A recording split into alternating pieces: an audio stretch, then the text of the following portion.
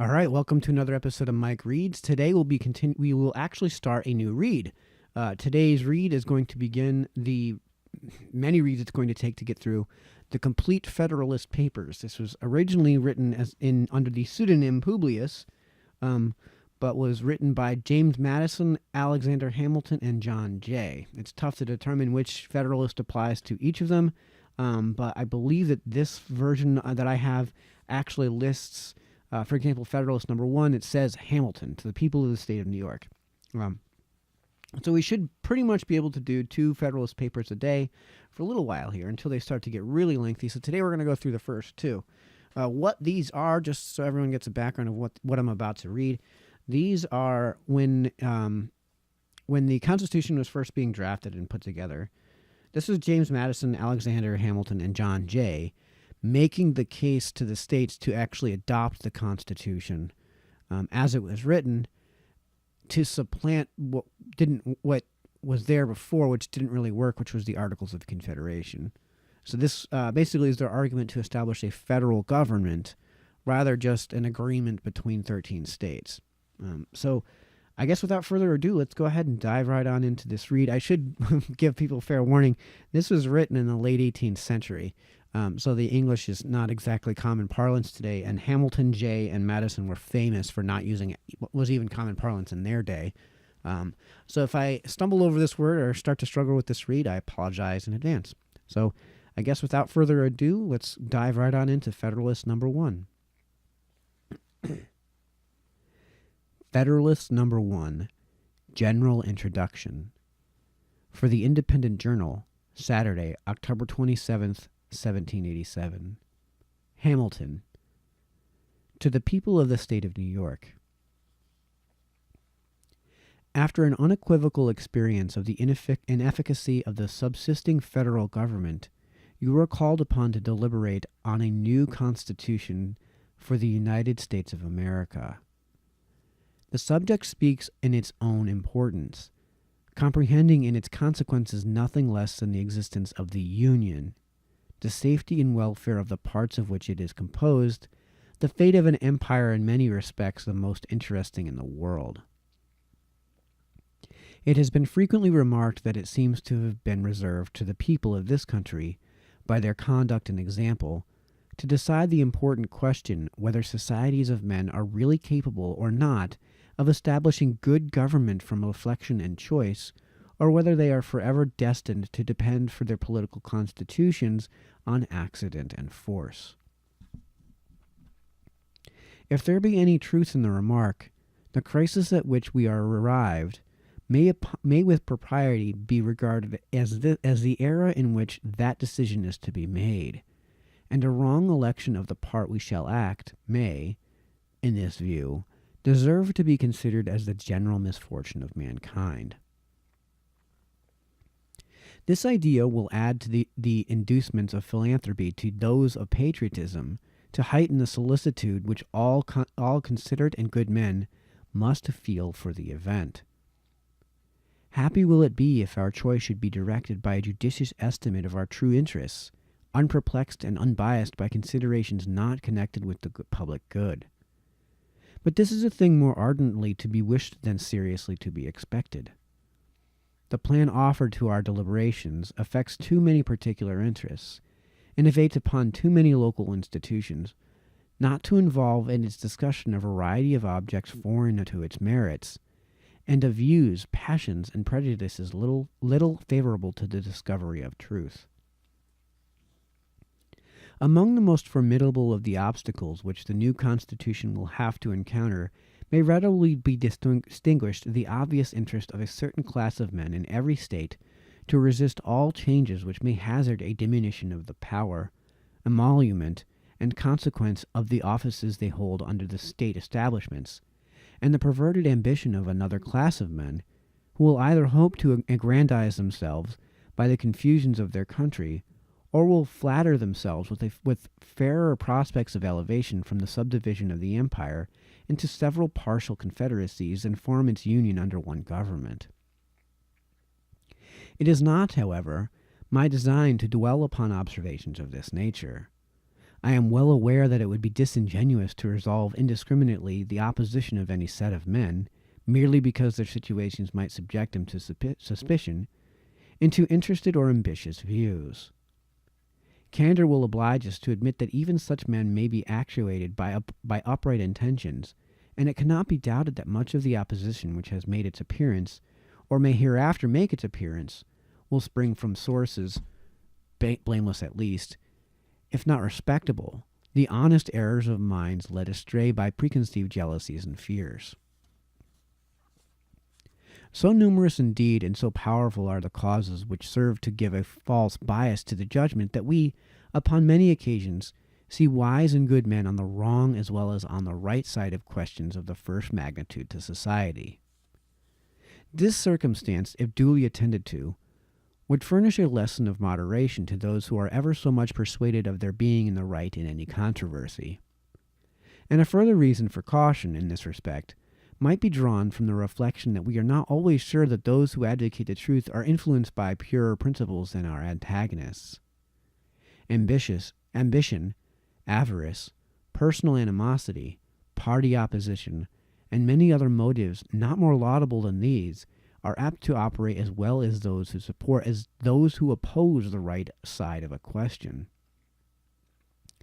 Were there not even these inducements to moderation, nothing could be more ill-judged than that intolerant spirit which has, at all times, characterized political parties. For in politics, as in religion, it is equally absurd to aim at making proselytes by fire and sword.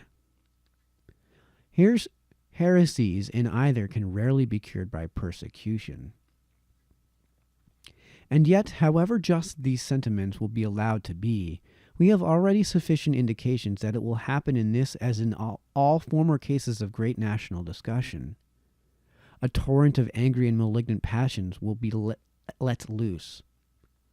To judge from the conduct of the opposite parties, we shall be led to conclude that they will mutually hope to evince the justness of their opinions, and to increase the number of their converts by the loudness of their declamations and the bitterness of their invectives.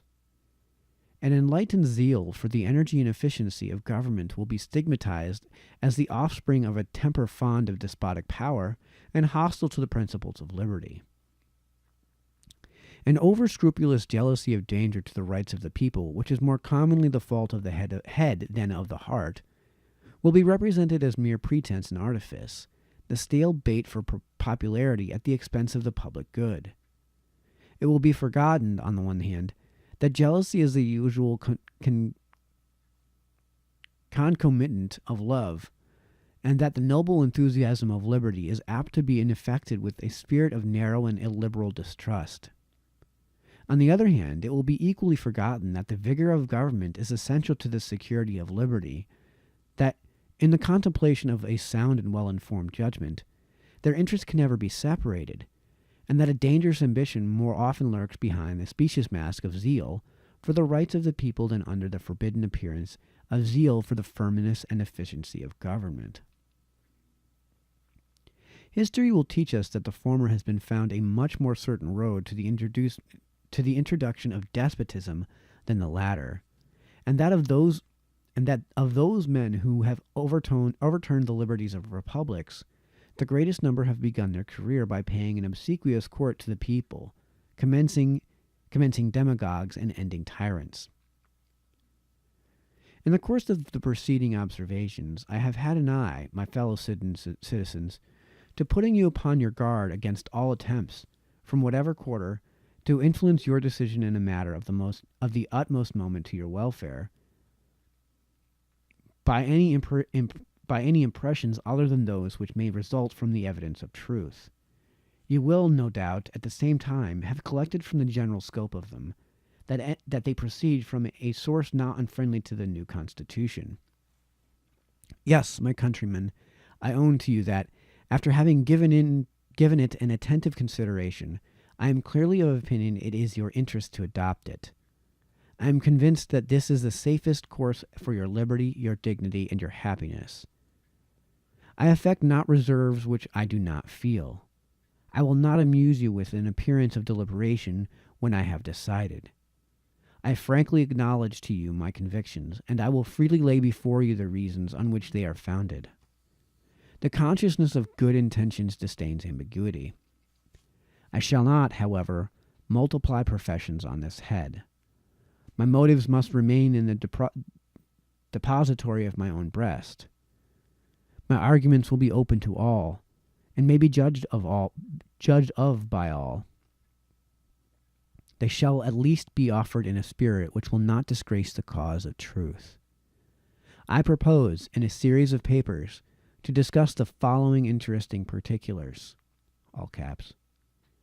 The utility of the Union to your local political prosperity, the insufficiency of the present Confederation to preserve that Union, the necessity of a government at least equally energetic with the one proposed, to the attainment of this object, the conformity of the proposed Constitution, to the true principles of republican governments, its analogy to your own state constitution, and lastly, the additional security which its adoption will afford to the preservation of that species of government, to liberty and to property. End of all caps.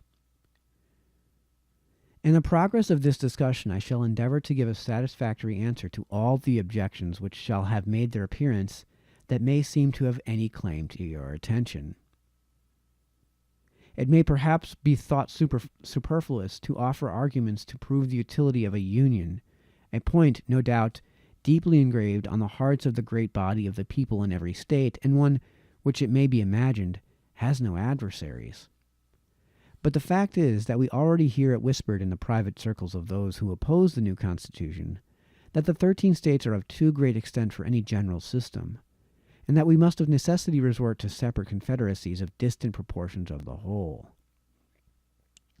This doctrine will, in all probability, be gradually propagated till it has votaries enough to countenance an open avowal of it.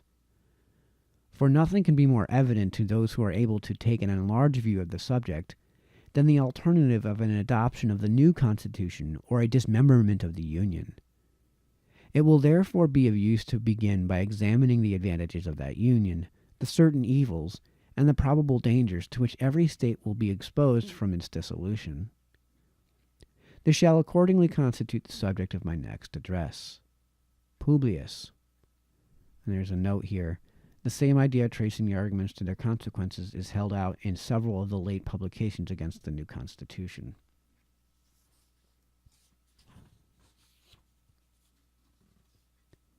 Federalist number 2, Concerning Dangers from Foreign Force and Influence, for the Independent Journal, Wednesday, October 31st, 1787.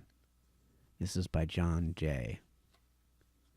To the people of the state of New York, when the people of America reflect that they are now called upon to decide a question which, in its consequences, must prove one of the most important that ever engaged their attention, the propriety of their taking a very comprehensive, as well as a very serious, view of it will be evident.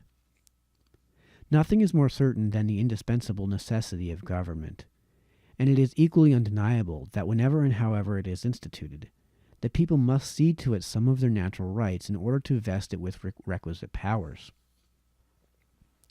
It is well worthy of consideration, therefore, whether it would conduce more to the interest of the people of America that they should, to all general purposes, be one nation under one federal government, or that they should divide themselves into separate confederacies, and give to the head of each the same kind of powers which they are advised to place in one national government. It has until lately been a received and uncontradicted opinion that the prosperity of the people of America depended on their continuing firmly united, and the wishes, prayers, and efforts of our best and wisest citizens have been constantly directed to that object. But politicians now appear who insist that this opinion is erroneous, and that instead of looking for safety and happiness in union, we ought to seek it in a division of the states into distinct confederacies or sovereignties. However extraordinary this new doctrine may appear, it nevertheless has its advocates, and certain characters who were much opposed to it formerly are at present of the number. Whatever may be the arguments or inducements which have wrought this change in the sentiments and declarations of these gentlemen, it certainly would not be wise in the people at large to adopt these new political tenets without being fully convinced that they are founded in truth and sound policy. It has often given me pleasure to observe that independent America was not composed of detached and distant territories, but that one connected, fertile, widespread country was the portion of our Western Sons of Liberty. Providence has in a particular manner blessed it with a variety of soils and productions, and watered it with innumerable streams for the delight and accommodation of its inhabitants. A succession of navigable waters forms a kind of chain round its borders, as if to bind it together, while the most noble rivers in the world, running at convenient distances, present them with highways for the easy communication of friendly aids, and the mutual transportation and exchange of their various commodities. With equal pleasure I have as often taken notice that Providence has been pleased to give this one connected country to one united people, a people descended from the same ancestors, speaking the same language, professing the same religion, attached to the same principles of government, very similar in their manners and customs, and who, by their joint counsels, arms, and efforts, fighting side by side throughout a long and bloody war, have nobly established general liberty and independence. This country and this people seem to have been made for each other, and it appears as if it was the design of Providence that an inheritance so proper and convenient for a band of brethren, united to each other by the strongest ties, should never be split into a number of unsocial, jealous, and alien sovereignties. Similar sentiments have hitherto prevailed among all orders of denominations of men among us. To all general purposes we have uniformly been one people, each individual citizen everywhere enjoying the same national rights, privileges, and protection. As a nation we have made peace and war. As a nation we have vanquished our common enemies. As a nation we have formed alliances and made treaties and entered into various compacts and conventions with foreign states. A strong sense of the value and blessings of union induced the people, at a very early period, to institute a federal government to preserve and perpetuate it. They formed it almost as soon as they had a political existence, nay, at a time when their inhabitants were in flames, when many of their citizens were bleeding, and when the progress of hostility and desolation left little room for those calm and mature inquiries and reflections which must ever precede the formation of a wise and well-balanced government for a free people. It is not to be wondered at that a government instituted in times so inauspicious should on experiment be found greatly deficient and inadequate to the purpose it was intended to answer. This intelligent people perceived and regretted these defects. Still continuing no less attached to union than enamored of liberty, they observed the danger which immediately threatened the former and more remotely the latter, and being persuaded that ample security for both could only be found in a national government more wisely framed, they, as with one voice, convened the late convention at Philadelphia to take that important subject under consideration. This convention composed of men who possessed the confidence of the people, and many of whom had been highly distinguished by their patriotism, virtue, and wisdom, in times which tried the minds and hearts of men, undertook the arduous task. In the mild season of peace, with minds unoccupied by their subjects, they passed many months in cool, uninterrupted, and daily consultation, and finally, without having been awed by power, or influenced by any passions except love for their country, they presented and recommended to the people the plan produced by their joint and very unanimous councils. Admit, for so it is the fact, that this plan is only recommended, not imposed, yet let it be remembered that it is neither recommended to blind approbation nor to blind reprobation, but to that sedate and candid consideration which the magnitude and importance of the subject demand, and which it certainly ought to receive. But this, as was remarked in the foregoing number of this paper, is more to be wished than expected, that it be so considered and examined. Experience on a former occasion teaches us not to be too sanguine in such hopes. It is not yet forgotten that well-grounded apprehensions of imminent danger induced the people of America to form the memorable Congress of 1774. That body recommended certain measures to their constituents, and the event proved their wisdom. Yet it is fresh in our memories how soon the press began to teem with pamphlets and weekly papers against those very measures. Not only many of the officers of government who obeyed the dictates of personal interest, but others, from a mistaken estimate of consequences, or the undue influence of former attachments, or whose ambition aimed at objects which did not correspond with the public good, were indefatigable in their efforts to persuade the people to reject the advice of that patriotic Congress.